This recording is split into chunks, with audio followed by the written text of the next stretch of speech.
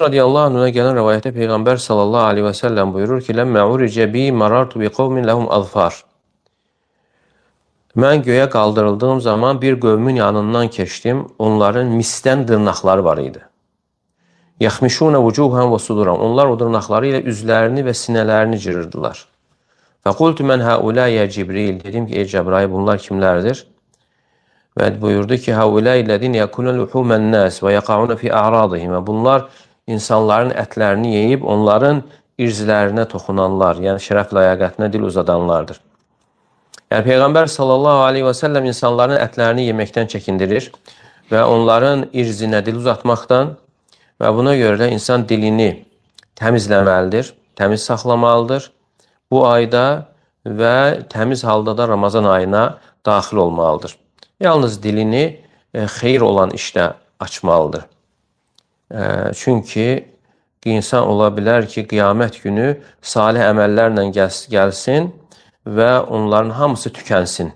Yəni başqasının qeybətini etdiyinə görə, zülm etdiyinə görə, yəni onun o əməlləri ona getsin, savabları onda heç nə qalmasın. Və hətta əməllər qurtardıqdan sonra onların günahları buna yüklənərək cəhənnəmə atıla bilər, Allah qorusun.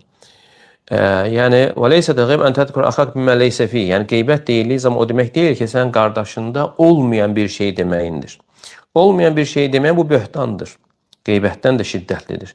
Amma qeybət isə qardaşında olan bir şeyi, yəni xoşlamadığı bir şeyi deməkdir. Yəni qaybə sözü qeyb sözündəndir. Yəni orada yoxdur məclisdə.